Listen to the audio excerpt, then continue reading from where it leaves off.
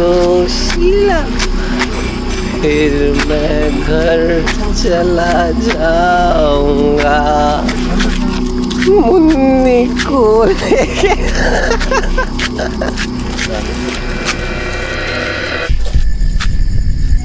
अरे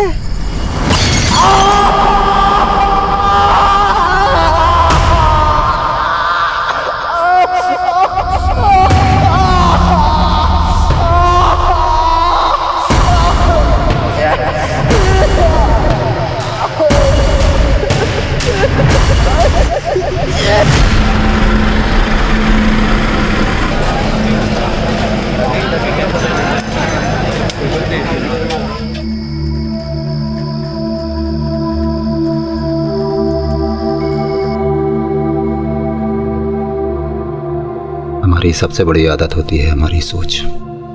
जब तक ये आदत नहीं बदलती तब तक हालात नहीं बदलते हैं।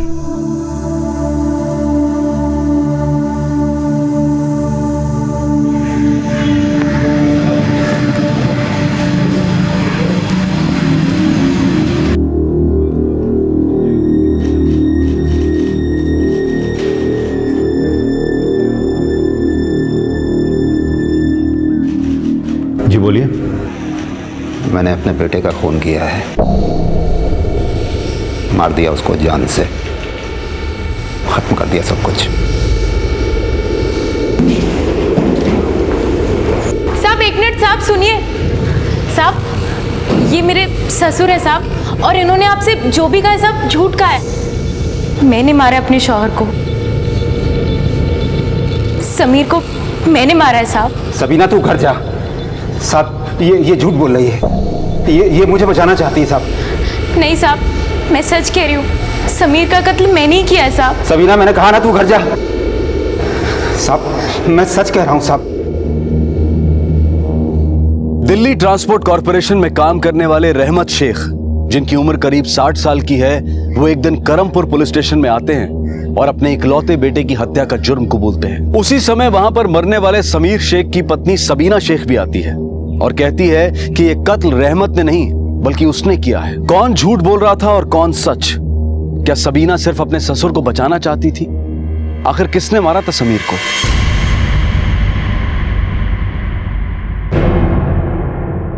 ठीक है, आपने मारा अपने बेटे को, तो बताइए लाश कहां पर है?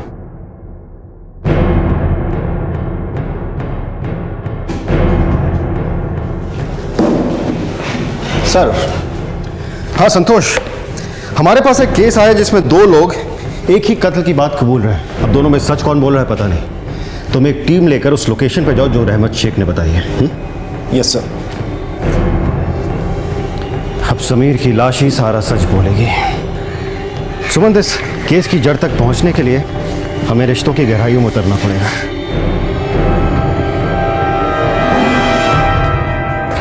रहमत जी, आपने पहले भी अपने बेटे के खिलाफ घरेलू हिंसा की शिकायत की है। इस बार ऐसा क्या हुआ जो आपने इतना बड़ा कदम उठाना ठीक समझा?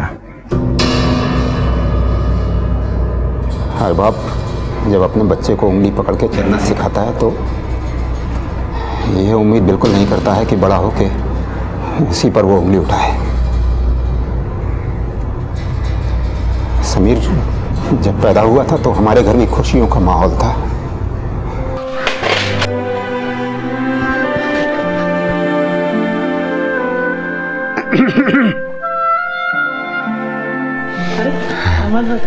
मुबारक हो। शुक्रिया, आप लोगों को भी मुबारक हो। शुक्रिया। अरे वाह वाह वाह, मुबारक हो। अरे आपको भी मुबारक हो। इसको गोद में ले लो। अरे वाह वाह वाह वाह वाह वाह वाह वाह वाह। कुछ कुछ कुछ कुछ कुछ कुछ। मुझे तो लगा था कि मुझ पर जाएगा, लेकिन ये तो अपनी अम्मी पे गया है। अरे खोलता है, आंखें खोलता है, आंखें खोलता है। चुक चुक चुक चुक चुक चुक। उसने जब मेरी उंगली पकड़ी थी तो मैंने सोचा था बहुत अच्छे से उसकी परवरिश करूंगा और बड़ा होकर वो मेरा सहारा बनेगा।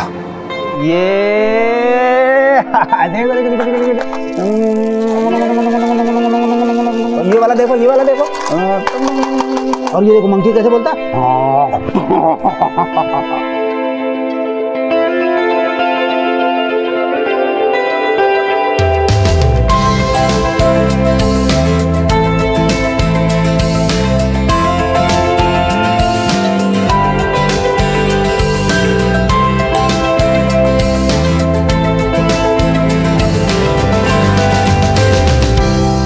जब आप दोनों में इतना प्यार था तो फिर बाद में क्या हुआ?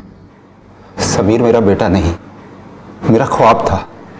समीर बहुत अच्छा क्रिकेट खेलता था और बड़े होकर बहुत बड़ा क्रिकेटर बनना चाहता था।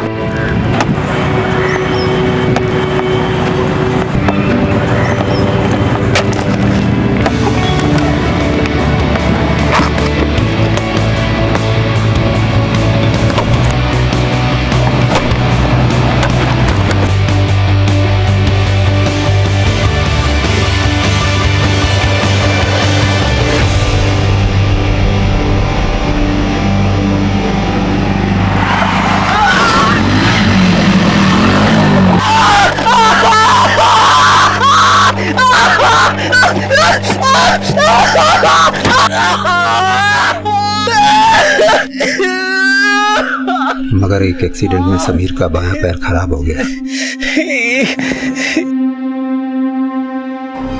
पैर खराब होने की वजह से वो कभी भी दोबारा क्रिकेट नहीं खेल पाया।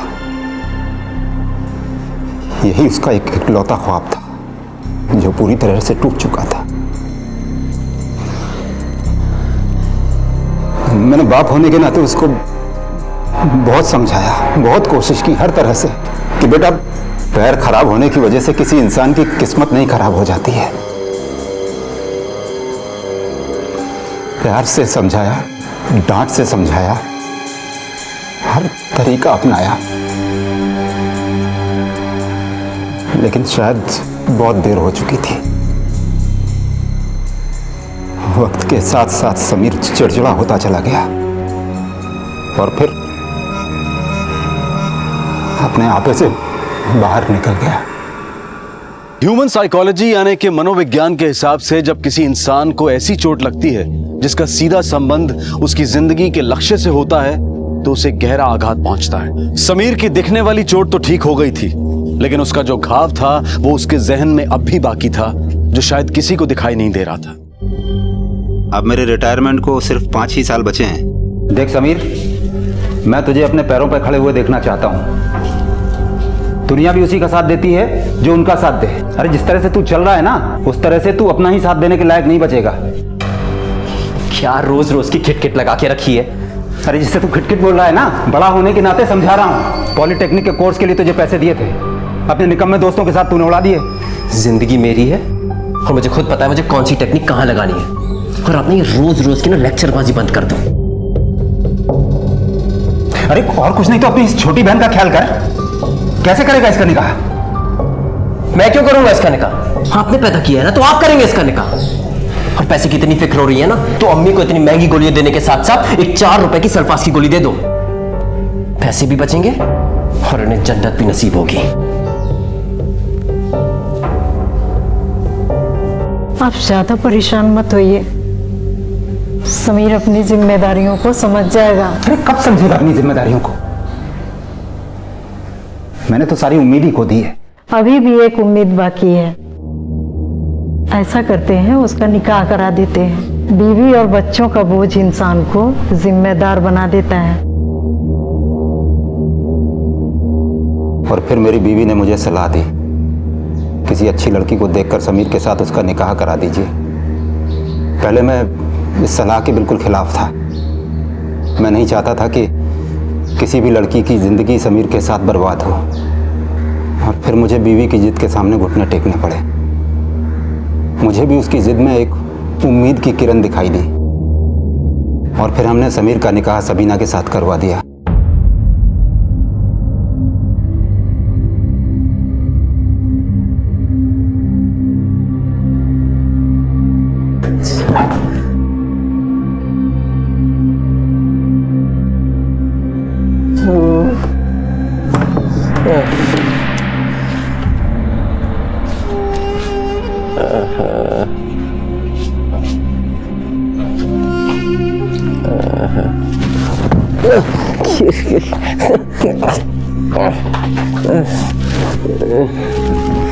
देखने तो दे जरा।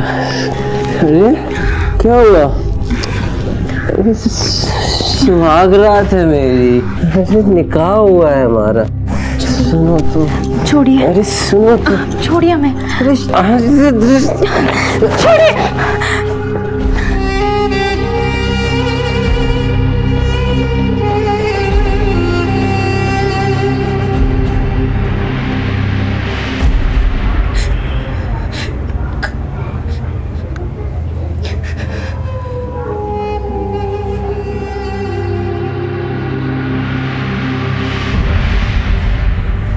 अरे नूर, तुम ये सब क्यों कर रही हो?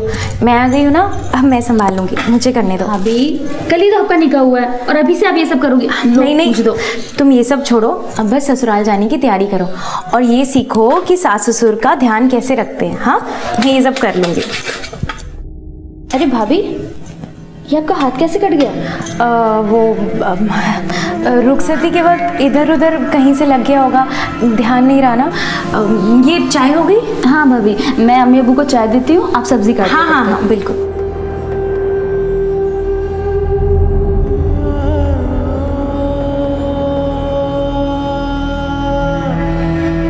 जो समीर मेरे साथ कर रहा था, उसके बारे में मैं सिर्फ अपनी अम्मी को ही कह सकती थी। जब मैंने अम्मी को सब बताया तो उन्होंने मेरी इस बात को तवज्जो ही नहीं दी। उनका कहना था कि हर निकाह में ये सब होता रहता है, मेरा निकाह नया है, इसीलिए शायद मुझे ये सब अजीब लग रहा है। अम्मी ने कहा कि मैं सब कुछ भुलाकर अपने रिश्ते में आगे बढ़ने की कोशिश करूं, लेकिन समीर ने मुझे सब कुछ भुलाने नहीं दिया।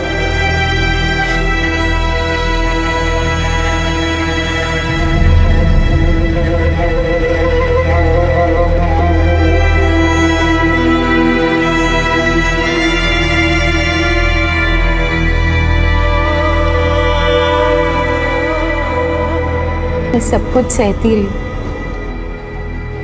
मैंने समीर के अम्मी और अब्बू को कुछ नहीं बताया। वो अच्छे लोग थे साहब, मैं उन्हें दुख नहीं पहुंचाना चाहती थी। मैरिटल रेप यानी कि पति द्वारा पत्नी का बलात्कार हमारे समाज का एक घिनौना आईना है और ज्यादातर केसेस में तो इस बात को हमारे समाज में दबा दिया जाता है या नजरअंदाज कर दिया जाता है और यहां तक कि कई केसेस में तो पत्नियां इसे अपनी किस्मत मान बैठती हैं। लेकिन ये चुप्पी इस समस्या का हल नहीं बल्कि बलात्कार करने वाले को बढ़ावा देना है और यही समीर और सबीना के केस में हुआ।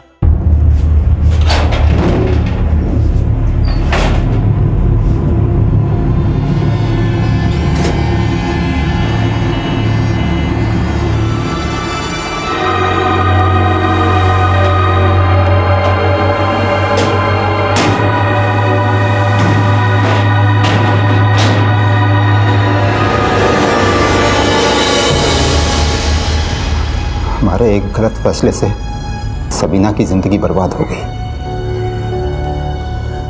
हमने सोचा था कि इस निकाह की वजह से हमारा बेटा समीर सुधर जाएगा, लेकिन ये नहीं सोचा था कि अगर ऐसा नहीं हुआ तो सबीना की जिंदगी पर क्या गुजरेगी। और बिल्कुल ऐसा ही हुआ। समीर की जिंदगी एक ऐसे रास्ते पर आगे बढ़ चुकी थी जहां से वापस लौटना बहुत मुश्किल था।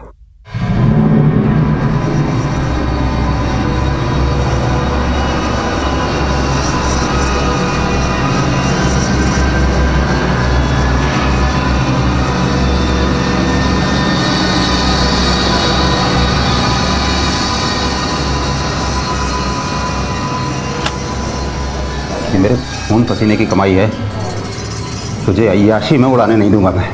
अगर तेरी पैदाइश के वक्त मुझे पता होता ना कि इस घर में शैतान जन्म लेने वाला है तो उसी वक्त तेरा गला घोंट देता मैं। छाती पर लेके जाओगे पैसा? हाँ, करोगे क्या इसका? इस मरियल बुढ़िया पे खर्चा करने के लिए सब कुछ है, लेकिन मेरे लिए नहीं है। घर तो आपसे चलता नहीं, लेकिन जुबान दिन रात चलती है। मुझे ज्यादा समझाने की कोशिश की ना तो इस घर के साथ साथ इस घर की हर चीज बेच दूंगा, समझे?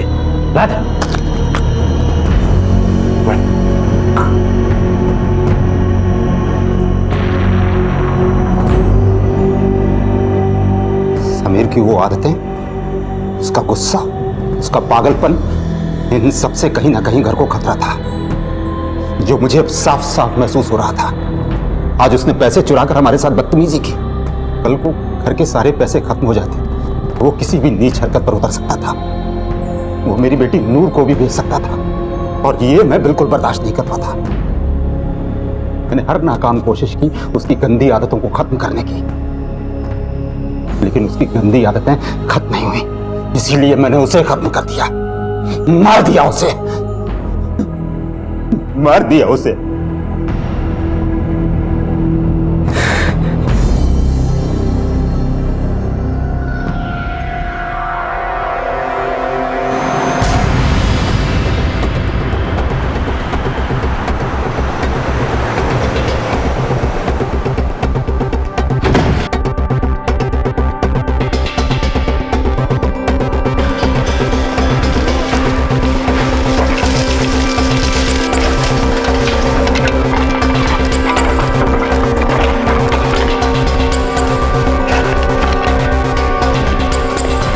ये आदमी अपनी खिचड़ी पका रहा है सर। जहां पर इसने बताया था हमने पूरी तरह सर्च किया, पर बॉडी नहीं मिली सर। ठीक है संतोष, इसका मतलब सबीना ठीक कह रही थी। रहमत ये सब उसे बचाने के लिए कर रहा है। मैं सब कुछ सहती रही, ये सोचकर कि शायद एक दिन सब कुछ ठीक हो जाएगा। मुझे लगा साहब समीर को अकल आ जाएगी, वो एक दिन सुधर जाएगा। लेकिन इस बार जो उसने किया, मैं उसे बर्दाश्त नहीं कर पाई।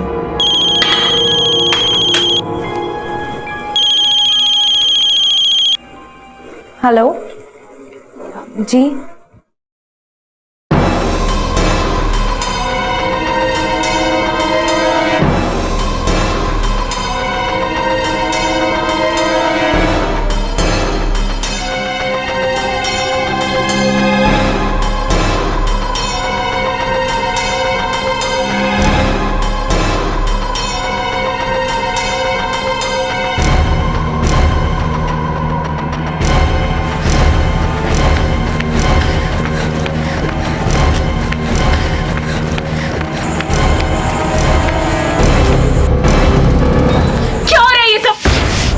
आनी चाहिए आपको। घर के बाहर ये सब शराब क्या कम थी जो तुम की फांसी में उतर आए? तू होती कौन है मेरी जिंदगी में दखल देने वाली? हाँ, तुझे तो मुझसे सारे मजे मिलते हैं ना, या मैंने कोई कसर छोड़ी है? अब इसके आगे मैं किसी के साथ कुछ भी करूं, जीऊं मरूं सोऊं पीऊं, तू होती कौन है मेरी जिंदगी में दखल देने वाली? जो जिल्लत में बंद कमरे में सहती रही, वो अब पूरी दुनिया के सामने थी। साहब, एक औरत अपने शौहर की मार तो सह सकती है, लेकिन वफाई पर वार नहीं।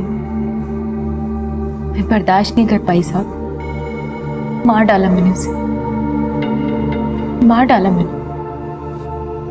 सबीना, तुमने अपने पति को कहां मारा और कहां ठिकाने लगाया उसकी लाश को?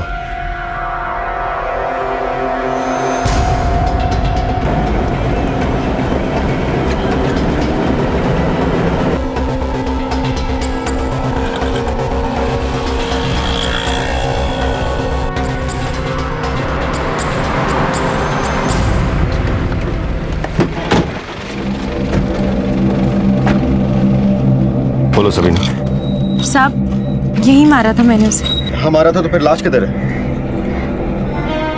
मालूम नहीं साहब, यही होनी चाहिए थी। सुमन, एक काम करो, सारी एरिया चेक करो।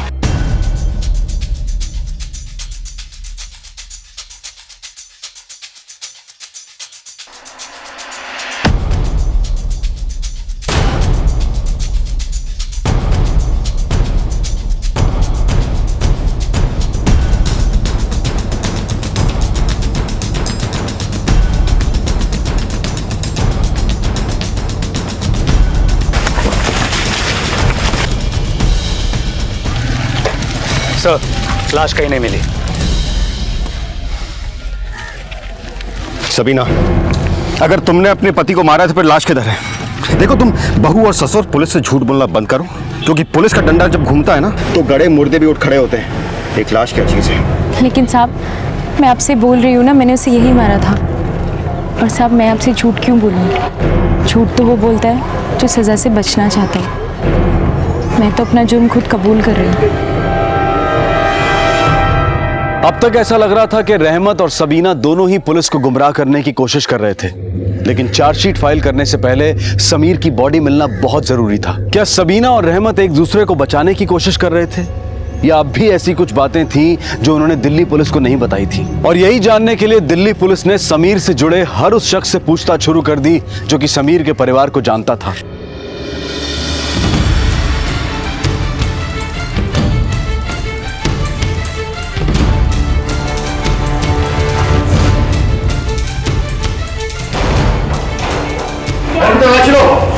अंदर जाओ। क्या कर रहे हैं आप लोग? इधर देखो।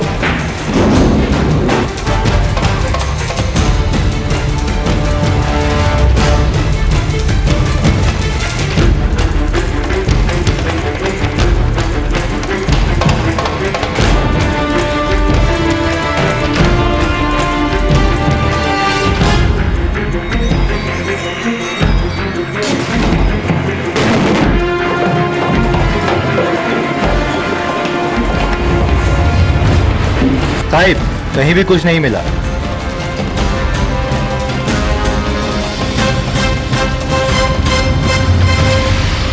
हाँ साहब, समीर और सबीना में मनमुटाव तो था। अक्सर उनके घर से मारपीट की आवाज़ें भी आती रहती थी। समीर के पिताजी तो बहुत अच्छे इंसान हैं, पर पता नहीं समीर ऐसे कैसे निकल गया।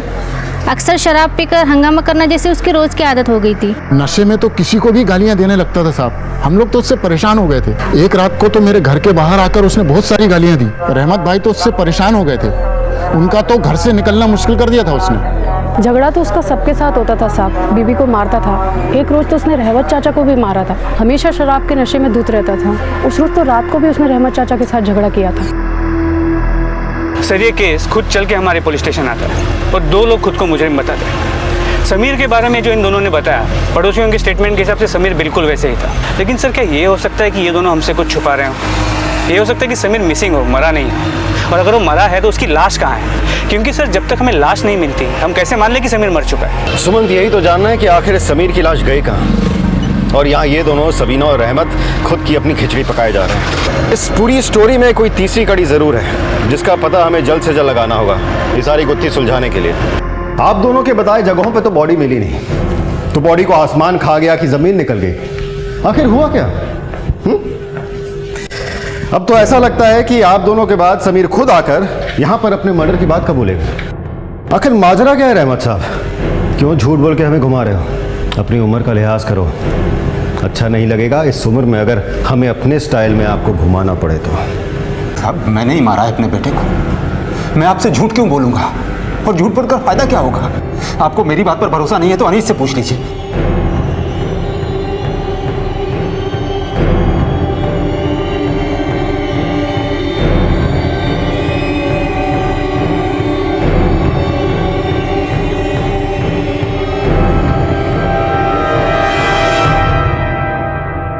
सर, अनीस की कुंडली निकाल ली है। पहले भी 2 मर्डर और 3 हाफ मर्डर कर चुका है। फिलहाल बेल पे बाहर है। उसका घर का पता भी रहमत ने दे दिया है। सुमंत, ऐसे लोग क्राइम के बाद उन अड्डों पे नहीं मिलते जहां पर वो अक्सर मिला करते हैं। यानी जरूर किसी बिल में छुपा होगा। एक काम करो, इसकी फोटोग्राफ चारों तरफ सर्कुलेट कराओ और अपने हर खबरी को आगाह कर दो। समीर की लाश का पता अब अनीस ही बता सकता है।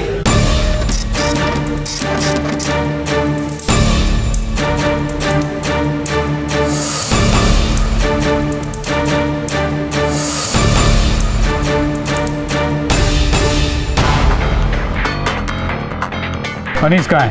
पता नहीं साहब, 3 दिन से घर नहीं आया। हम लोग भी चिंता कर रहे हैं। अगर वो आपको कांटेक्ट करता है तो सबसे पहले आप हमें बताएंगे।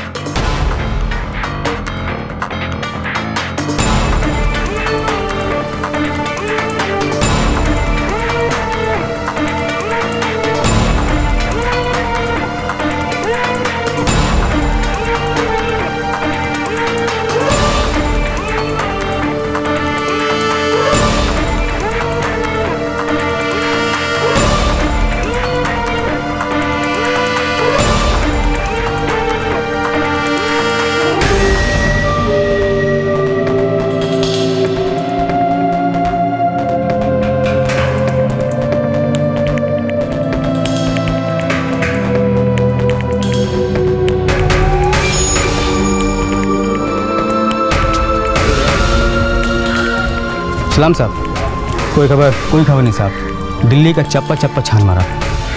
ठीक है, अनीस की कोई भी खबर मिले पहले मुझे फ़ोन करना। ठीक है साहब, सलाम।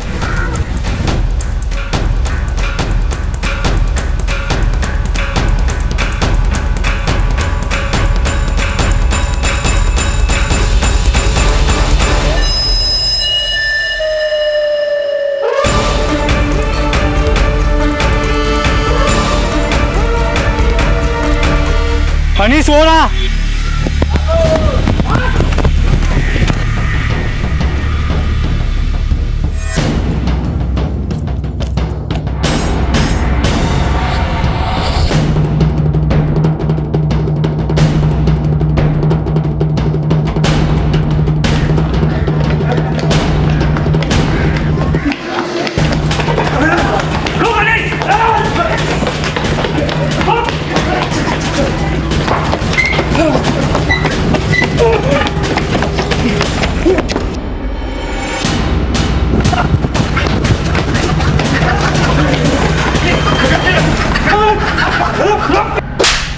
साहब वो बुढ़ा झूठ बोल रहा है साहब, वो सटिया गया है साहब। सच्ची बता रहा हूँ, ये गलत काम मैंने कब के छोड़ दिए। हाँ ये बात सच है कि ये सब काम मैं करता था, लेकिन ये सब काम मैंने बहुत पहले छोड़ दिया साहब। हाँ ठीक है, मैं उसके लड़के को जानता था, वो बुढ़ा हमारे एरिया में रहता था ना साहब। अब उसे किसी का नाम सूझा नहीं तो जबरदस्ती मेरा नाम ले रहा है साहब, फंसा रहा है साहब वो मेरे को। सच बोल रहा हूँ, खुदा की कसम।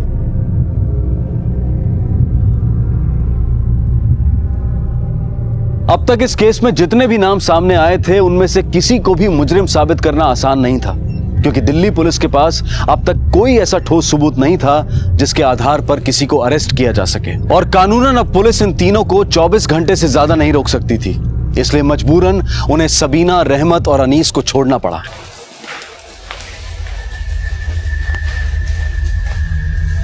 रहमत साहब, फिलहाल हम आपको घर जाने दे रहे हैं, क्योंकि जब तक समीर की बॉडी नहीं मिलती हम कोई चार्जशीट फाइल नहीं कर सकते। समीर की बॉडी को हम तलाश रहे हैं और बहुत जल्द इस केस की सारी परतें खुल जाएंगी।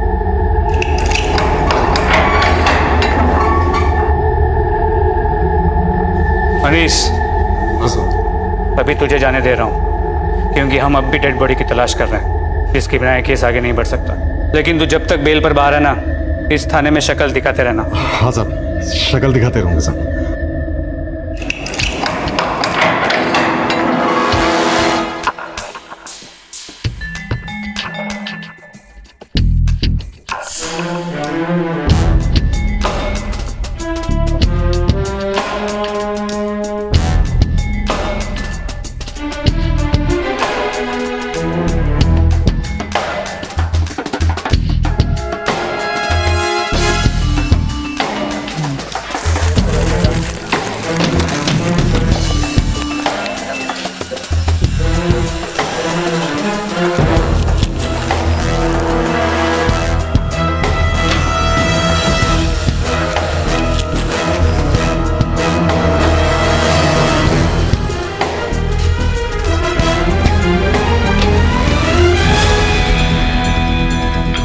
सर, ये बॉटल मिली है सर, और इसमें हल्का सा ब्लड भी दिख रहा है।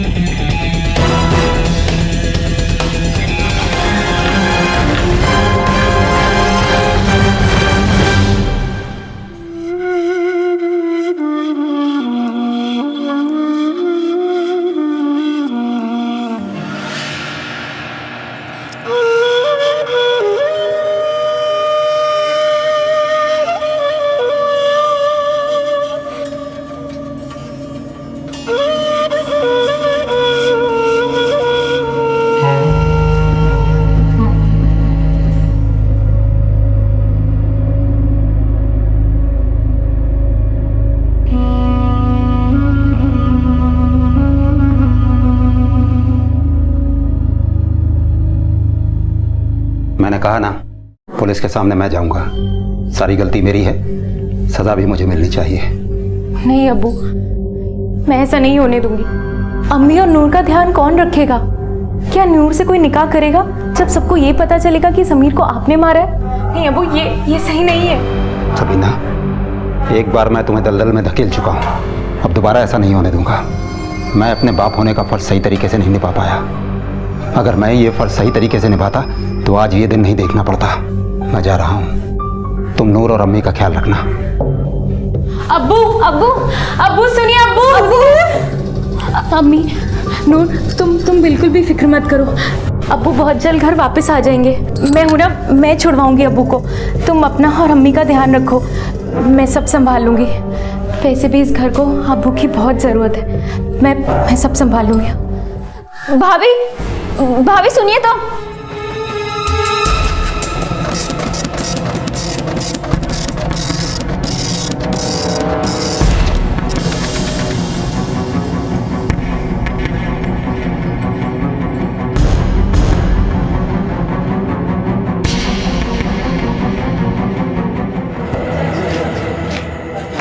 अरे सलाम साहब, जानते हो दोनों को? हाँ, ये दोनों तो हमारे परमानेंट कस्टमर हैं। ये समीर है और ये अनीस है। आखिरी बार कब आए थे? ये कोई 4-5 दिन पहले, लेकिन उसके बाद नहीं आए। साथ में आए थे? दोनों साथ में आए थे और दोनों साथ में यहाँ से गए भी। फिर उसके थोड़ी देर बाद अनीस आया और एक बोतल लेकर यहाँ से चला गया। कौन सी बोतल ले गया था अनीस? ये वाली सर।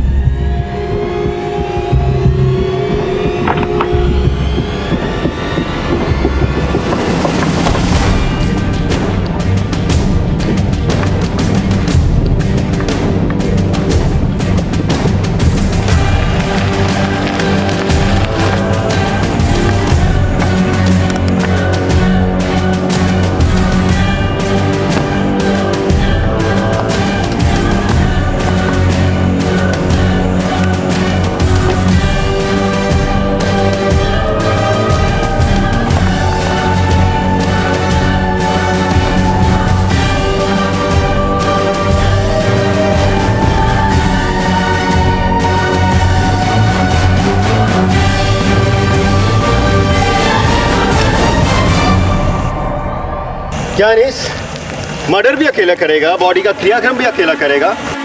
बड़ा खुदगर्ज टाइप का है रे तू। थाने तो साथ साथ चलेगा ना? पकड़ उसको, पकड़।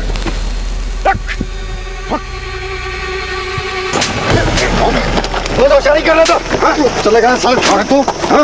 चल। मर जाएगा साहब पे। सब मर जाएगा। बता दो साहब, सब सच बताता हूँ साहब।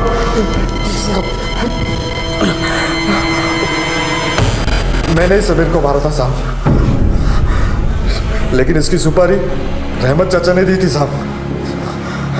एक दिन वो घर पे आए थे साहब।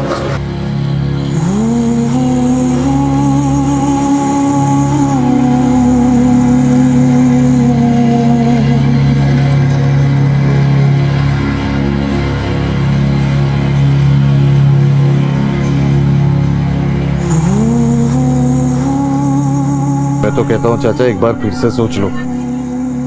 हमारा क्या जाएगा, तुम्हारा बेटा चले जाएगा। अरे बेटे की सुपारी दे रहे हो, किसी दुश्मन की नहीं। बोले तो उसके हाथ पैर ही तोड़ देता हूँ, इतने में सुधर जाएगा वो।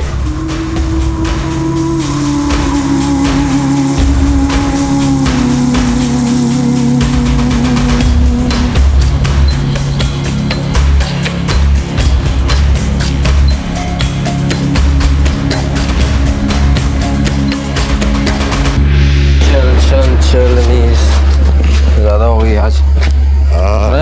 तू कैसे जाएगा? गाड़ी से जाएगा, और कैसे? आज भी गाड़ी लेके आया तू? हाँ चल।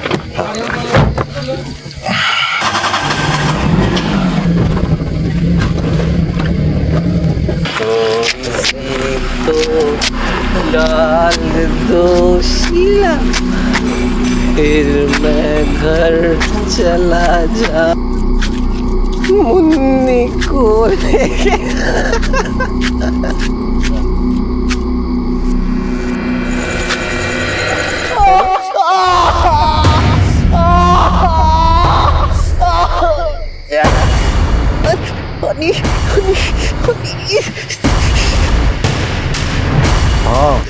अनीस, तेरे बाप ने तेरी सुपारी दी थी, मारना तो था ही तुझे।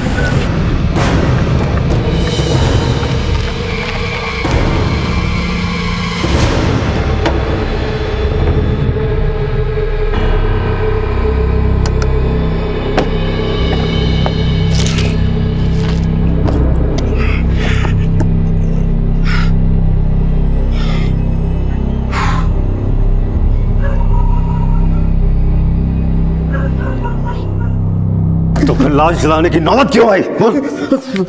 साहब,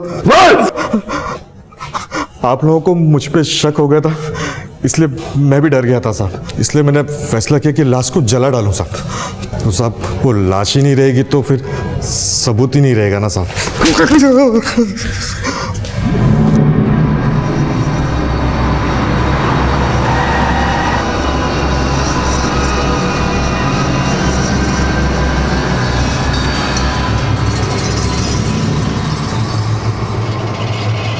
मैं अपने गुनाहों की सज़ा तो पाना चाहता ही था इंस्पेक्टर साहब, लेकिन मेरा गुनाह सिर्फ उतना नहीं है जिसकी कोर्ट सज़ा देगा। मैंने सबीना की ज़िंदगी बर्बाद की है। मैं समीर को गलत रास्ते पर जाने से रोक न सका। मैं अच्छा बाप नहीं बन सका। सारी गलती मेरी है।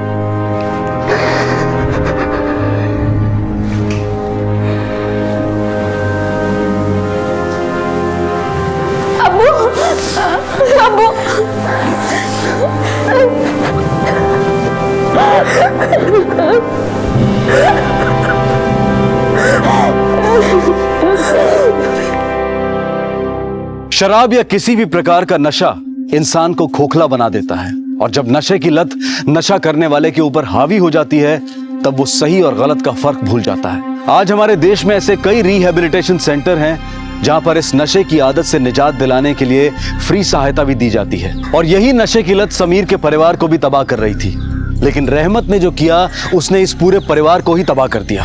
हम सभी अपने परिवार से प्यार करते हैं और उनकी सुरक्षा हमारी जिम्मेदारी है, लेकिन उसकी कीमत किसी की जान नहीं हो सकती। रहमत के एक गलत फैसले का हर्जाना आज पूरे परिवार को भुगतना पड़ रहा है, क्योंकि परिवार का सबसे समझदार और जिम्मेदार सदस्य रहमत शेख आज जेल की सलाखों के पीछे है। समीर की बॉडी रिकवर होते ही रहमत और अनीस को हत्या और हत्या की साजिश के लिए अरेस्ट कर लिया गया। अब अपनी बची हुई जिंदगी वो जेल में गुजारेंगे।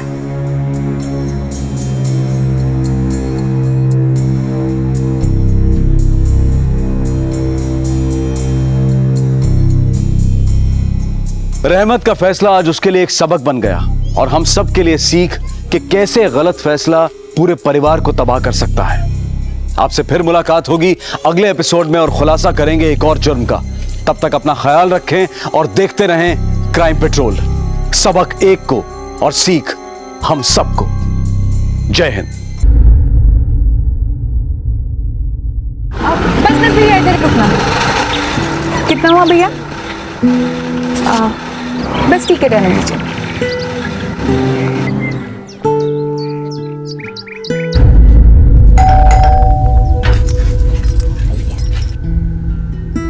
साहब, रश्मि मैडम आई है। आप बैठो। हाँ,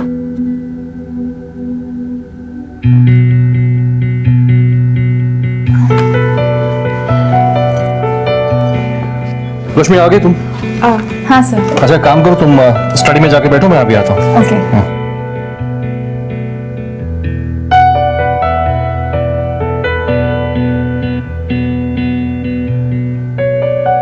साहब, मेरा काम हो गया है, मैं रुकूं या जाऊं? नहीं, जाओ तुम।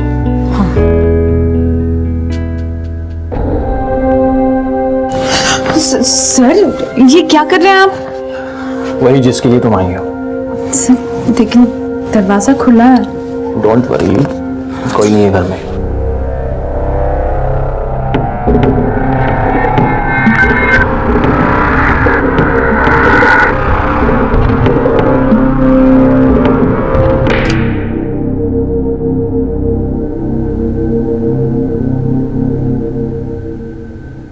सर, एक बात पूछूं?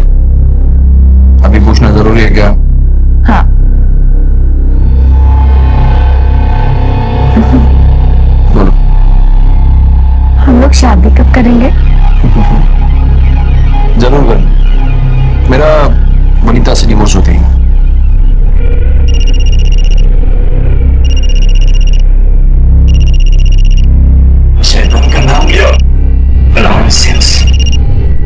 हाँ बोल। जी मैं निकल रही हूँ यहाँ से, कल सुबह पहुँच जाऊँगी पुणे। हाँ ठीक है। वर्कशॉप कैसा रहा? हाँ ठीक होता। आपने खाना खाया? वो सरिता आ रही है ना टाइम पे? हाँ सब ठीक है। Have a safe journey. अच्छा सुनो ना, वो अरे मैं क्लाइंट के साथ हूँ विनीता, कल डेट है उसकी। सॉरी ठीक है मैं रख फोन रख। वो सुबह सुबह पहुंच रही है, तुम निकलो अभी। सर आपने डाइवोर्स पेपर फाइल किया? नहीं। लेकिन sir come on Lakshmi,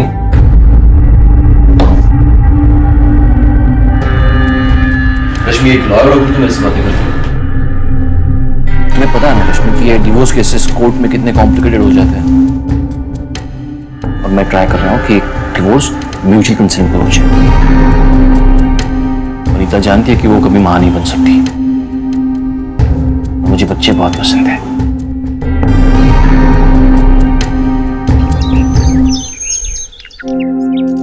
Lakshman चल, लेट हो रहा है।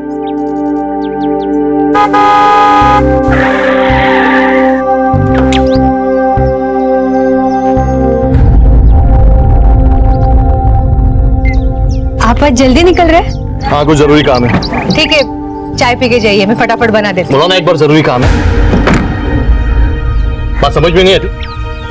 सॉरी मैं तो बस नहीं मेरी माँ, अब ये सुबह सुबह रोना धोना मत शुरू कर प्लीज। चाय लग खटखट सकाई सकाई हो गया तमाशा देख के। चल गाड़ी चालू कर चल। हाँ साहब।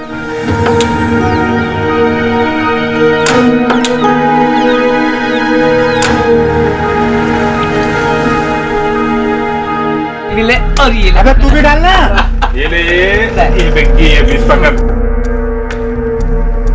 खत्म है। चल ले, चल ले बीस।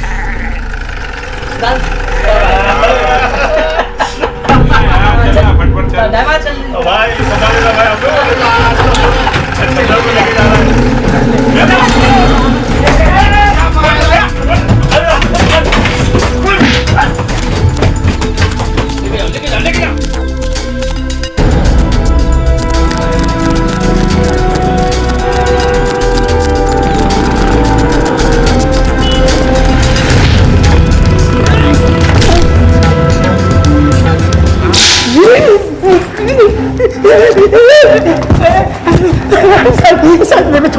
राजू नेव लेना मैंने तेरा सुपारी ले रहा है। किसको ने मारा है चपट्टा?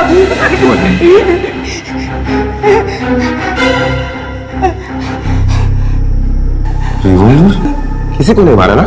हाँ बोल ये कहाँ से आया?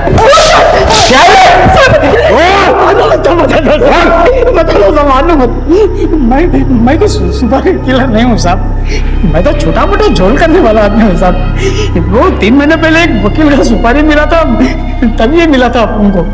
वकील को मार डाला? नहीं सब अपन ने उसको नहीं मारा, पर जिसको मारना था वो तो बच गया। लेकिन क्या? वो गलती से एक औरत टपक गई।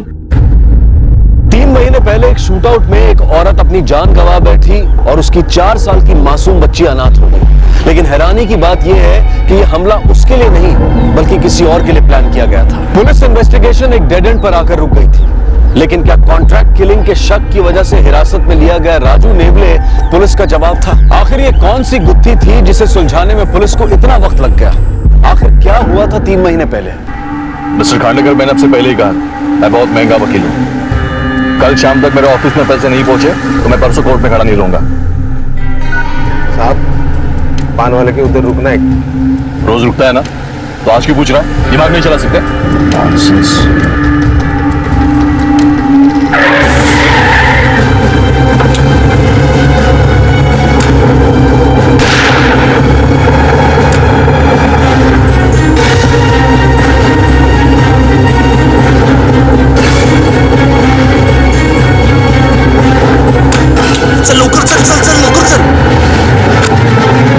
पुणे के सबसे कामयाब criminal lawyer mister Suren Gokhale पर जानलेवा हमला हुआ।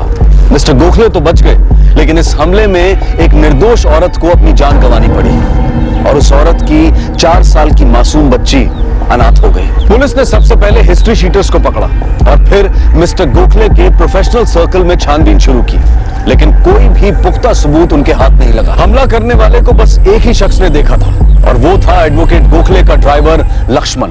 बेटा बिस्किट खाना। मुझे मम्मी के पास जाना है। रोना नहीं बेटा, बिस्किट खा ले थोड़ा। काशिंदे,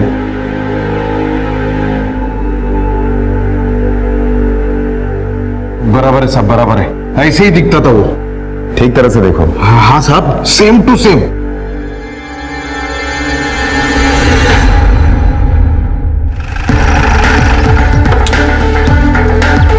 कमाल है इंस्पेक्टर साहब, 3 दिन हो गए मुझ पर अटैक होकर और आप बोल रहे कि नो क्लू। लगता है मुझे ऊपर बात करनी पड़ेगी। जरूर कीजिए, वो भी यही बताएंगे कि हमारे इन्वेस्टिगेशन का एक तरीका रहता है। आप अगर अपनी तरीके से काम करते रहोगे ना तो यहाँ मेरा राम नाम सत्य हो जाएगा। लगता है आपको इस केस में कोई इंटरेस्ट नहीं है। बिल्कुल है, क्योंकि इसमें एक निर्दोष औरत की जान गई है, एक मासूम बच्ची अनाथ हुई है। बेफिक्र रहिए, कम से कम उनके लिए ये केस सॉल्व होना हमारे लिए इंपॉर्टेंट है। उस बच्ची का कोई नहीं है? आप एक काम करो, उस बच्ची को इसकी संस्था में भर्ती करो। क्या नाम है तुम्हारी संस्था का? बैठो नीचे बैठो। आई से घर। हाँ, आई से घर। उस बच्ची का स्पॉन्सरशिप मैं दे दूंगा। देखते हैं। मिसेस गोखले, आपको किस पे शक है? हाँ? I mean, आपको क्या लगता है? क्या मेरी तरफ क्या देख रही हो? बोलो ना, क्या लगता है, बोलो। इट्स ओके मिसेस गोखले, उनको चाय दीजिए।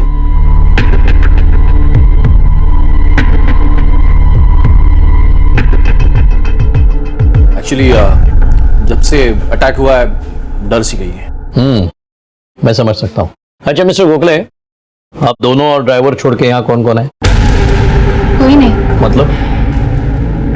वैसे एक काम वाली बाई आती है, वो यही पास में बस्ती में रहती है, और हमारा माली हफ्ते में 2 बार आता है। ठीक है, मुझे उनके नाम और फोन नंबर दीजिए। जी अभी देती हूँ।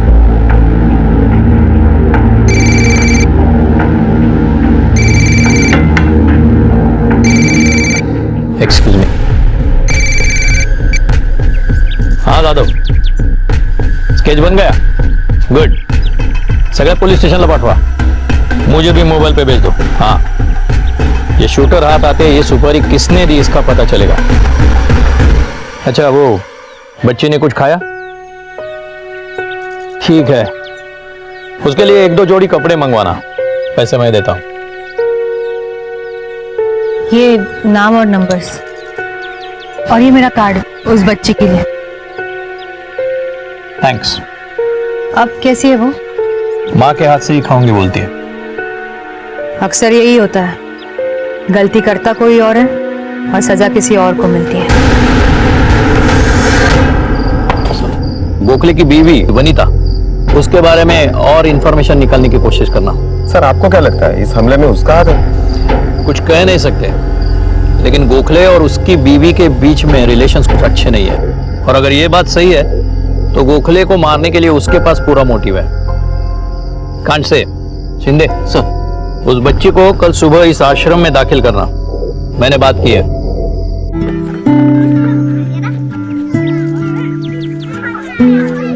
बच्ची का और जो कुछ भी सामान है वो मैं मंगवा लूंगी।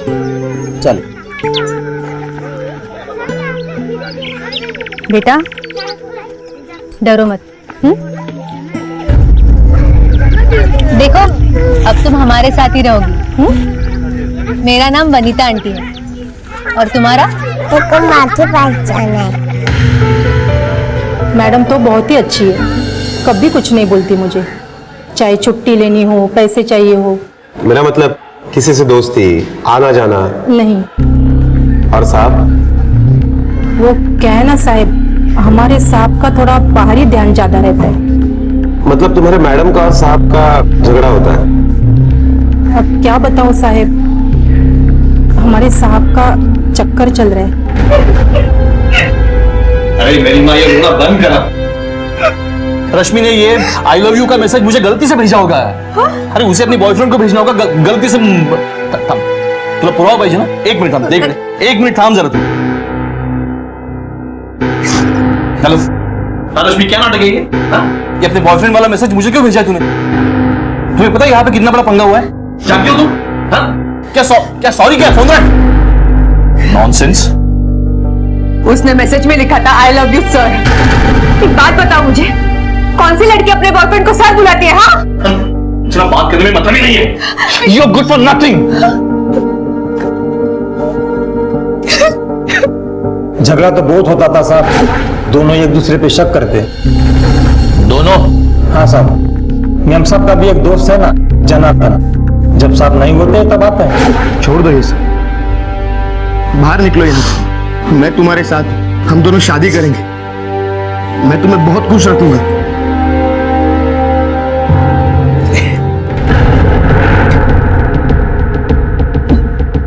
डिस्टर्ब किया मैंने? ठीक, हाँ तो बोलो, चला जाता हूँ ऑफिस। फिर चलने दो तुम्हारी रात पीला। क्यों? गोखले, मुंह संभाल के बात करना।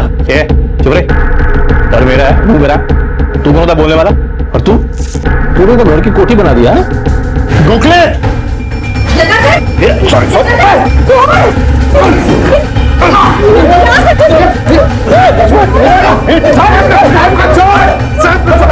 एक दो बार तो उसने वनिता पे हाथ भी उठाया था। उस दिन मौका मिला इसलिए बहुत मारा साले को। वैसे तुम्हारे और मिसेस गोखले की दोस्ती कब से है? कॉलेज के टाइम से। तुम शादी करना चाहते थे? हाँ, 3 बार प्रपोज किया था, तीनों बार रिजेक्ट। इसीलिए मिस्टर गोखले को मारने की सुपारी दी तुमने? नहीं साहब, और जिस दिन उसे मारना होगा ना साहब, मैं खुद जाके मारूंगा। ये ऐसे सुपारी उपारी नहीं दूंगा। जब हमला हुआ तब तुम कहाँ थे? साहब मैं पनवेल गया था।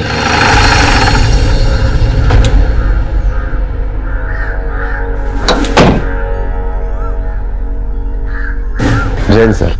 यादव, जनार्दन के कॉल रिकॉर्ड चेक किए? जी सर, जिस दिन अटैक हुआ उस दिन मोबाइल लोकेशन के हिसाब से वो इस शहर में नहीं था और कॉल रिकॉर्ड में भी कुछ भी अनयूजुअल नहीं मिला है। फिर भी नजर रखना उस पे। जी सर। ज्यादा प्रोफेशनल और सोशल फ्रंट पे तो सब क्लियर लगता है। मुझे लगता है कि हमला किसी करीबी इंसान ने किया है।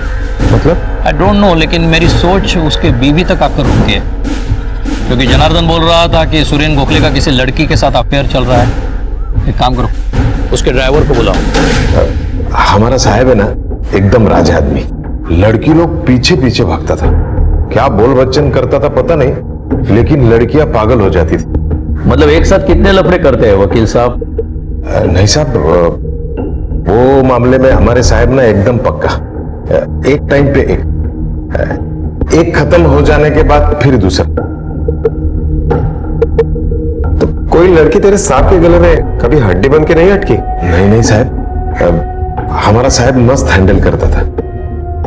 हाँ, पर एक लड़की थी जिसने हमारे साहब को बहुत रुलाया।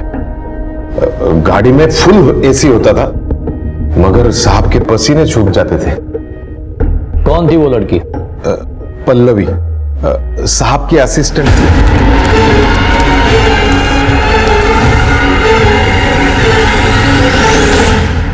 या साहब या, आपने तो रेडी मार दी और आप रेड हैंड पकड़े भी गए। Sorry sir. ऑफिस मेरा है, असिस्टेंट मेरी है। मुझे कुछ प्रॉब्लम नहीं है तो मुझे काय के डर। बैठिए ना। Thank you. पल्लवी का भी डर नहीं था, फिर भी बाद में क्या हुआ ये आप जानते हैं। देखिए, मैं इस बारे में कुछ बोलना नहीं चाहता, वो मेरा पर्सनल मैटर है।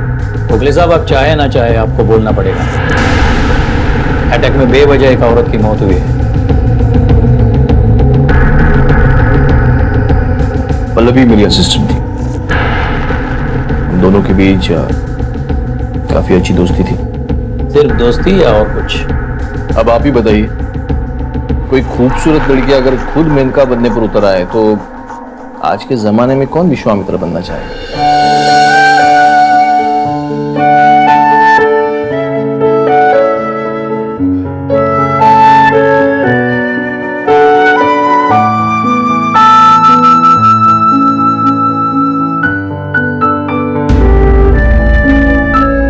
सर, आपने तो कुछ खाया ही नहीं।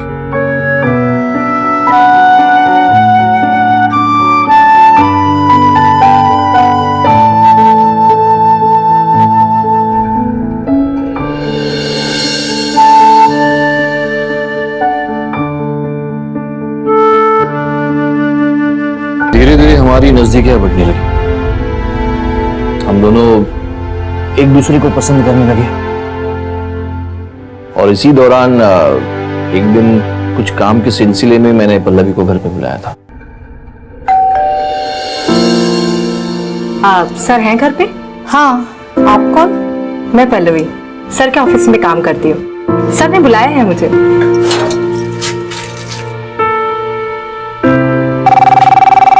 एक मिनट। हाँ, हेलो। हाँ मेम साहब। हाँ हाँ, माली आके गया। नहीं, साहब तो आज घर पे ही है। आप बस भगवान जी का दर्शन करो वहां पे। आगे आगे क्या हुआ? हेलो। क्या हो गया? कुछ नहीं सर, एकदम से पाँव ट्विस्ट हो गया। ओके बैठो बैठो बैठो बैठो बैठो, यहाँ पे बैठो। कहाँ पे दर्द हो रहा है? सर यहाँ दर्द हो रहा है। बहुत दर्द हो रहा है? हाँ सर। अच्छा रुको, मैं मलम लेके आता हूँ। सर मलम की कोई जरूरत नहीं है, आपके छूने से ही दर्द कम हो गया। एक मिनट।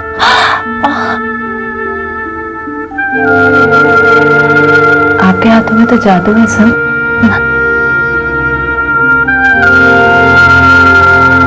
सर मैं आपको थैंक यू बोलना चाहती थी। अरे इसमें थैंक यू की कौन सी?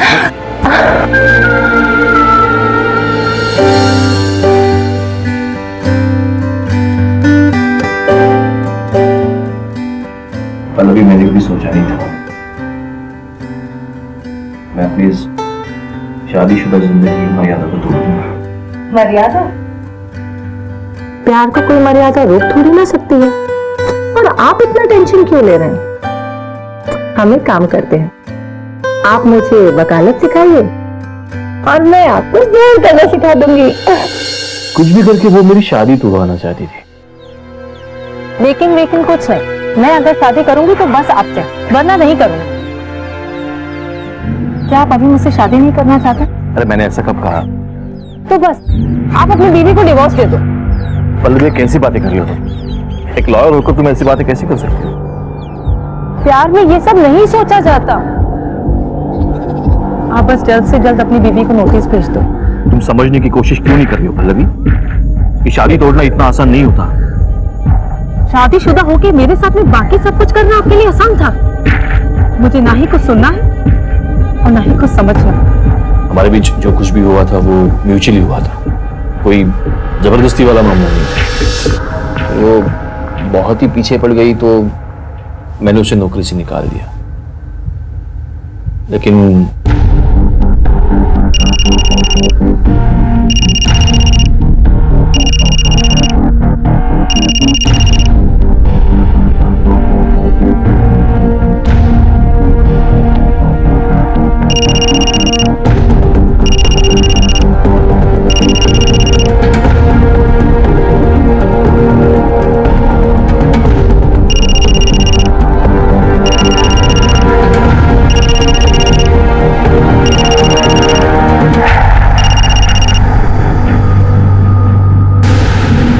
उसे नजरअंदाज करने की बहुत कोशिश की, लेकिन उसने मेरा पीछा नहीं छोड़ा। धीरे धीरे उसके फोन कॉल्स बढ़ते गए और एक दिन अचानक वो ऑफिस पहुंच गई।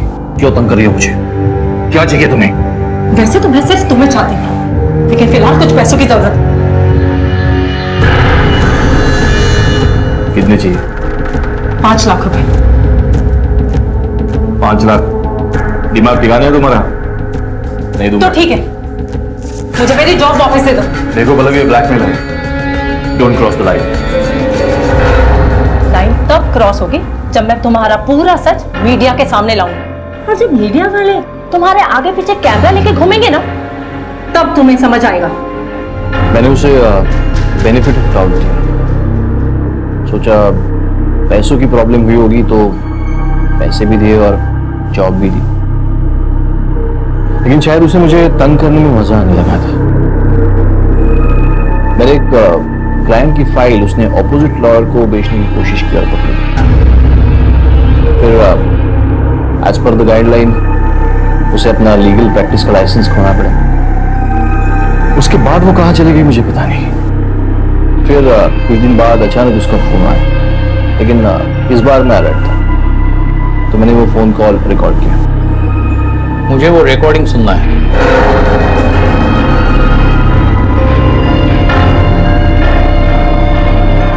मुझे पैसे चाहिए। किस बात के पैसे? कि तुम भी अच्छे तरीके से जानते हो कि मैं किस चीज के पैसे मांग रही हूँ। देखो पल्लवी, तुम मुझे ना कुछ देखना है और ना ही सुनना। मुझे जो कुछ भी कहना था ना, मैं तुम्हारी बीवी से कह चुकी हूँ। और अगर तुम्हारा एटीट्यूड ऐसा ही रहा ना, तो कल मैं सबके सामने बताने में मुझे कोई प्रॉब्लम नहीं होगी। Please please Pallavi, stop calling me.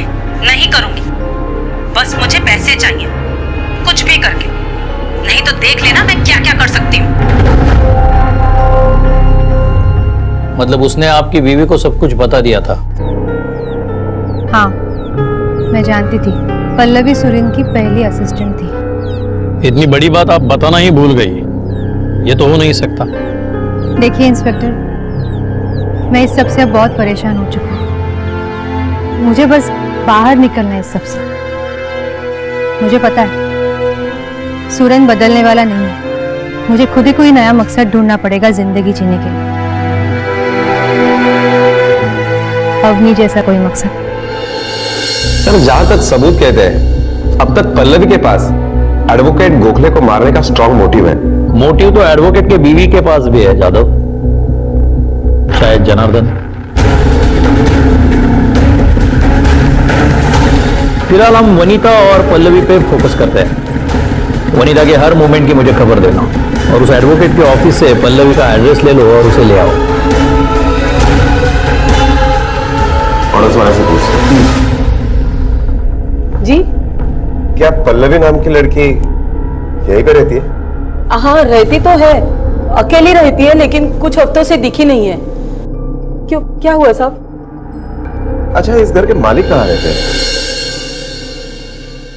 Sir, Pallavi के कॉल रिकॉर्ड्स। लोकेशन ट्रेस हुआ? नहीं सर, अटैक के बाद उसका मोबाइल बंद है। Last location Swargate bus depot था। शायद शहर छोड़कर गई है। कमाल करते हो आप लोग। एक अनजान लड़की को फ्लैट किराए पर देते हो और उसके कुछ डिटेल्स तक नहीं रखते आप। एग्रीमेंट तक नहीं बनवाया आपने। साहब, लेकिन लड़की अच्छे घर की दिख रही थी, खुद लॉयर भी है, तो मैंने सोचा कि। ठीक है, वो डिटेल्स है उसके? ज्यादा तो कुछ पता नहीं साहब, लेकिन बोलने में बहुत बार नासिक का नाम आता था। नासिक? हाँ।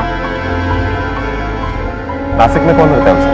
उसकी माँ रहती है उधर, बहुत बीमार रहती है। सर, ये पल्लवी का बोर्डर गोखले के ऑफिस से मिला। ये फोटो नासिक पुलिस को भेजो, सभी इन्फॉर्मर्स को काम पे लगाओ। उनको बोलो खास करके हॉस्पिटल्स और मेडिकल स्टोर पे नजर रखो। दिन दहाड़े बीच सड़क पर शहर के एक कामयाब वकील पर जानलेवा हमला हुआ था। हमले को एक हफ्ता बीत चुका था, लेकिन पुलिस की काफी कोशिशों के बावजूद भी उनके हाथ कोई पुख्ता सबूत नहीं लगे थे। इंसान की जिंदगी में कुछ ऐसे नाजुक मोड़ आते हैं जहां कुछ ऐसे रिश्ते बन जाते हैं जिन्हें इंसान समाज के सामने लाना नहीं चाहता, और अक्सर इंसान के अतीत में बने ये नाजुक रिश्ते ही उसकी वर्तमान जिंदगी में मुश्किलों को जन्म देते हैं। एडवोकेट सुरेंद्र गोखले की जिंदगी का एक ऐसा ही नाजुक मोड़ था उनकी पुरानी असिस्टेंट और प्रेमिका पल्लवी। सुरेंद्र गोखले का यह कहना था कि पल्लवी ने ही उसे अपने साथ नाजायज रिश्ता रखने पर मजबूर किया था, पर क्या यह सच था? और अगर यह सच नहीं था तो फिर सच्चाई क्या थी? और अब यह उलझन सिर्फ पल्लवी ही सुलझा सकती थी।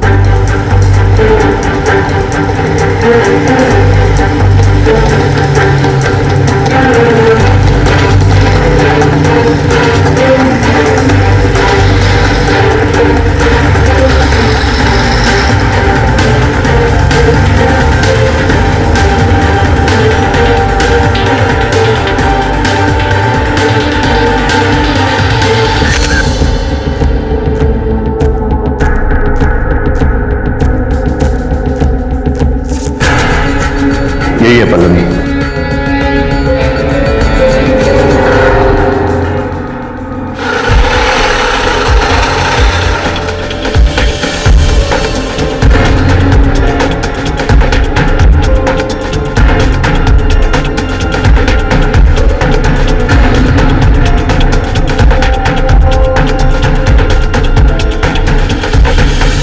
पल्लवी, चाहिए आपको? पानी? हाँ भैया।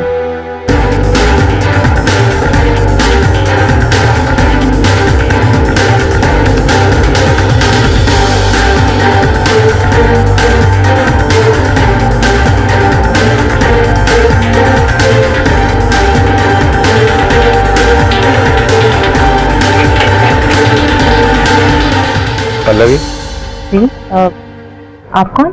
PSI Jadhav, Pune. Please please stop calling me. नहीं करूंगी, बस मुझे पैसे चाहिए, कुछ भी करके, नहीं तो देख लेना मैं क्या क्या कर सकती हूँ। यस सर, ये कॉल मैंने ही किया था, ये आवाज मेरी ही है। और क्या मतलब है इसका? सर और क्या मतलब हो सकता है? जो कुछ भी है मैंने साफ साफ कहा है। आपने एक रेप्यूटेड लॉयर को पैसों के लिए धमकी दी है। हाँ सर, मैंने धमकी दी है, लेकिन उसी रेप्यूटेड लॉयर के सामने मैं रोई, गिड़गिड़ाई, पैसों के लिए भीख मांगी, लेकिन उन्होंने मेरी किसी भी बात पे ध्यान ही नहीं दिया। ये कॉल मेरा 7वां 8वां कॉल है उन्हें। इससे पहले की कॉल नहीं सुना उन्होंने आपको? लेकिन मिस्टर गोखले आपको पैसे क्यों दे? मेरी जिंदगी बर्बाद करने के, मेरा करियर खत्म करने के पैसे सर। मतलब? सर मेरा बार लाइसेंस कैंसिल हो गया, मेरी नौकरी चली गई, सिर्फ और सिर्फ इस सुरेंद्र गोखले की वजह से। लेकिन तुमने खुद चुना है ना ये रास्ता। सर कोई भी लड़की ना इस रास्ते को खुद नहीं चुनती है, इस रास्ते पे मुझे जबरदस्ती धकेला गया है। क्या हो गया? अरे मैडम, क्यों? कुछ नहीं, एकदम से पावर ब्रेस्ट हो गया। अच्छा अच्छा ठीक है, अंदर आओ, तुम जाओ, काम करो, आपको देखता हूँ। आराम से आराम से।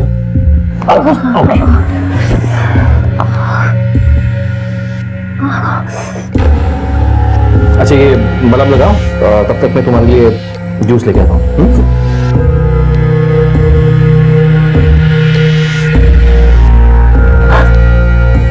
ठीक लग रहा है? अब थोड़ा ठीक है sir. Low juice P low. Thank you.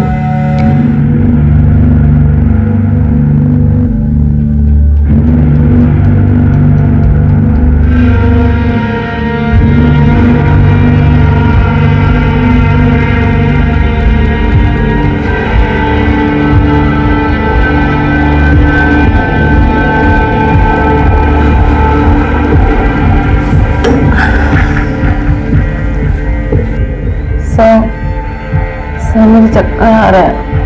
हाँ वो बाहर धूप बहुत है ना, कहीं तुम चल के तो नहीं आई?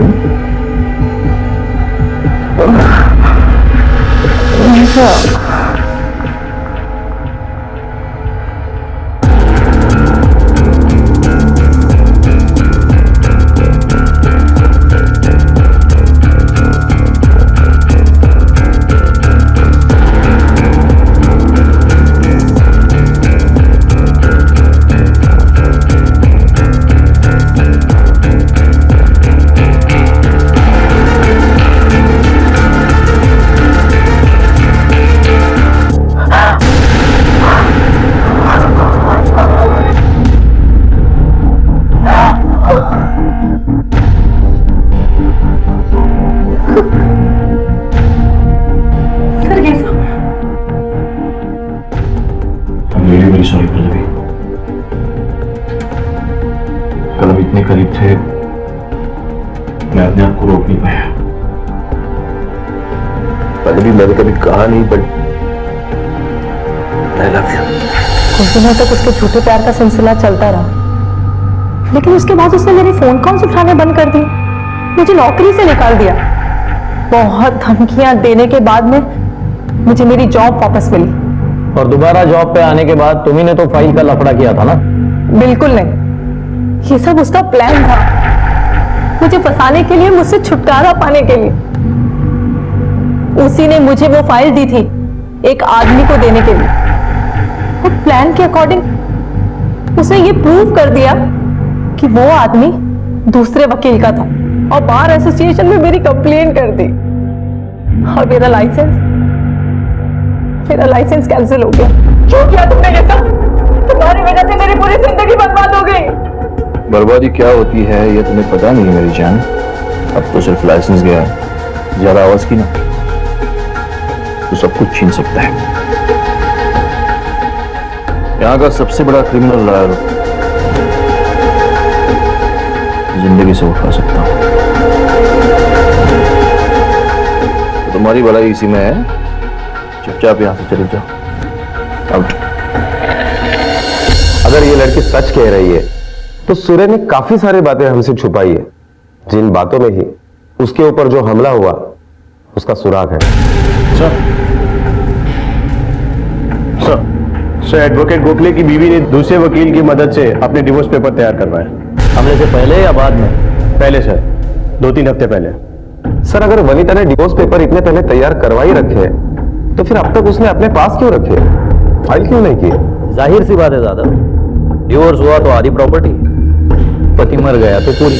एडवोकेट सुरेन गोखले पर हुए हमले को अब लगभग 1 महीना बीत चुका था और हमलावर की तलाश अब भी जारी थी। सुरेन गोखले की निजी जिंदगी में जैसे रिश्तों की गुत्थी सी बन गई थी। उसके हर जायज और नाजायज रिश्ते के पास उसे मारने की वजह थी, जैसे कि उसकी पत्नी वनीता, जो सिर्फ समाज में होने वाली बदनामी के डर से इस खोखले रिश्ते को ढो रही थी। दूसरी थी पल्लवी, जो एक वक्त सुरेन गोखले के बहुत करीब थी, लेकिन आज उनके बीच की दोस्ती और प्यार की जगह नफरत ने ले ली थी। और अब पुलिस के शक के दायरे में तीसरी थी गोखले की आज की असिस्टेंट रश्मि। कब से एडवोकेट सुरेन गोखले के पास काम कर रही हो? यही कोई 7-8 महीने हुए हैं। क्या काम करती हो? असिस्टेंट हूँ उनकी, केस सॉल्व करने में हेल्प करती हूँ, रेफरेंसेस निकाल के देती हूँ, अपॉइंटमेंट्स, कोर्ट डेट्स वगैरह एडजस्ट करती हूँ, सब कुछ करती हूँ। सब कुछ मतलब और क्या क्या करती हो? बोलो, आप क्यों चुप हो? प्रॉमिस किया है उसने शादी का। हम लोग जल्दी शादी करने वाले हैं। पहले बीवी से तलाक के बाद या वैसे ही? ऑफ कोर्स तलाक लेके। अच्छा, डोंगरे मैडम,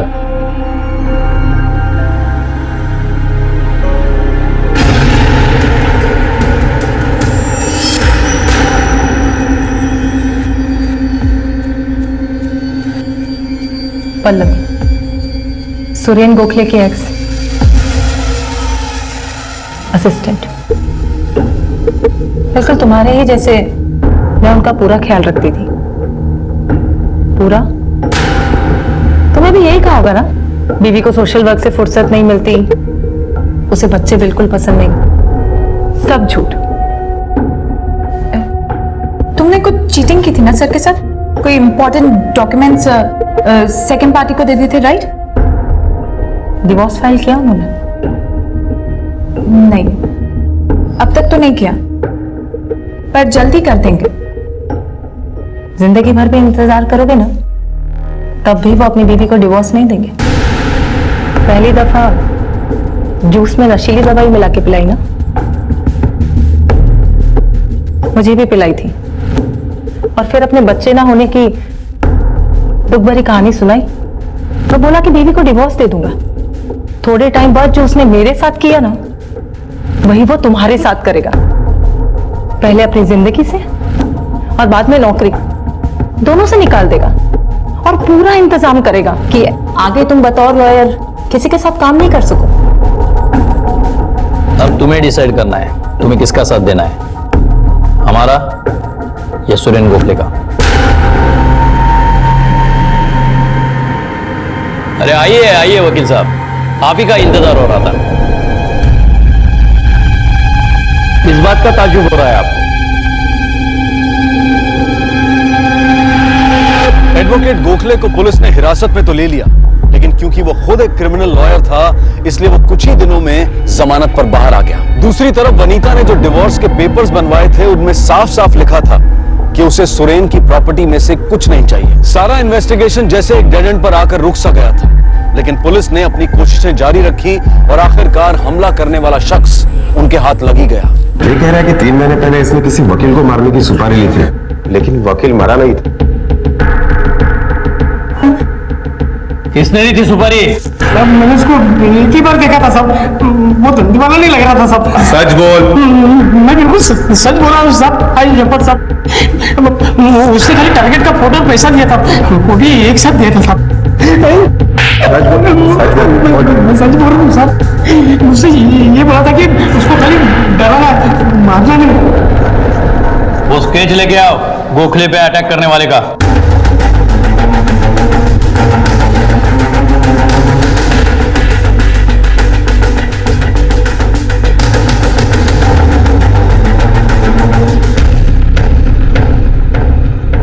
जादव एक काम करो, गोखले वकील और उसके ड्राइवर को ले आओ। योगा क्या साहब, आज कौन सी नई कहानी सुनाने वाले? उन लड़कियों के कहने पे आपने मुझे अंदर किया, लेकिन आप मेरा कुछ नहीं बिगाड़ पाए। आपको अंदाजा नहीं है मैं क्या चीज हूं। अरे नहीं नहीं नहीं गोखले साहब, क्या आप भी, बल्कि इस बार तो अच्छी खबर है, आप पे हमले की सुपारी देने वाला पकड़ा गया है।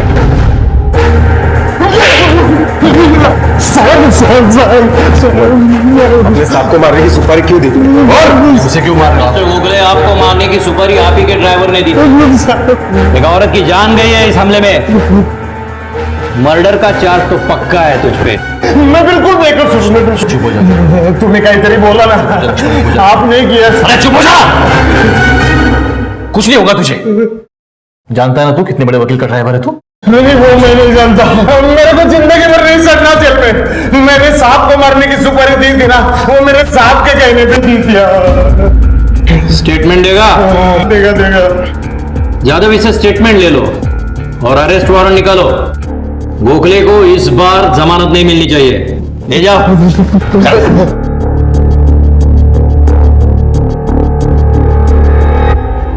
गोखले साहब, अब कितने भी बड़े लॉयर क्यों ना हो, कानून से बड़े नहीं हो सकते। अपने आप को मारने की सुपारी, इसमें एक बेकसूर औरत की जान गई है, एक मासूम बच्ची अनाथ हुई है। वजह आप बताओगे कि? हाँ मैंने वो अटैक करवाया था। मुझे छुटकारा चाहिए था पल्लवी से। मुझे लगा अब पैसों के लिए जिंदगी भर मुझे ब्लैकमेल करती रहेगी। अच्छा प्लान। अब सुपारी के चक्कर में उसे अरेस्ट करोगे और अपने आप सारे प्रॉब्लम सॉल्व हो जाएंगे। इस बार तुझे जमानत नहीं मिलेगी, देख लेना।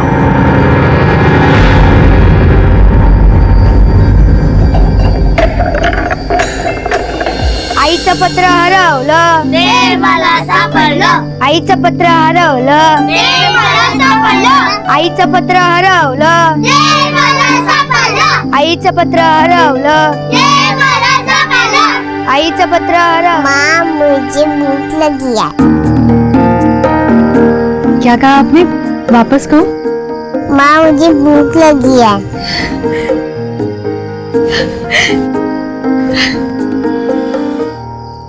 अगर इसका सही इस्तेमाल किया जाए तो ये वरदान बन जाता है, और अगर इसी ज्ञान का इस्तेमाल किसी गलत काम के लिए किया जाए तो ये श्राप बन जाता है। एडवोकेट सुरेन गोखले के पास भी नॉलेज थी, ज्ञान था, उसका कानून का अभ्यास, लेकिन उसने उस अभ्यास को गलत काम के लिए इस्तेमाल किया, जिसकी कीमत उसे चुकानी पड़ी। गोखले ने एक परफेक्ट प्लान बनाया था अपने आप पर हमला करवाने का, जहां गोली तो उस पर चलेगी लेकिन निशाना बनेगी पल्लवी। गलत इरादे मन में रखकर काम करने वाला कोई ना कोई गलती तो करता ही, और हर गुनहगार कोई ना कोई सुराग पीछे छोड़ ही जाता है। दुर्भाग्य की बात तो यह है कि इस पूरे खेल में एक निर्दोष औरत को अपनी जान गंवानी पड़ी और एक मासूम बच्ची बेसहारा हो गई। जिंदगी में बना एक गलत रिश्ता पता नहीं कितनी और गलतियों को जन्म देता है, और ना जाने कितनी मासूम जिंदगियों को बर्बाद कर देता है। आपसे फिर मुलाकात होगी अगले एपिसोड में और खुलासा करेंगे एक और जुर्म का। तब तक अपना और अपने परिवार का ख्याल रखें और देखते रहें क्राइम पेट्रोल डायल 100। सबक एक को सीख हम सबको। जय हिंद। इस तरह के और भी एपिसोड देखने के लिए हमारे चैनल को सब्सक्राइब करें और बेल आइकन दबाना ना भूलें।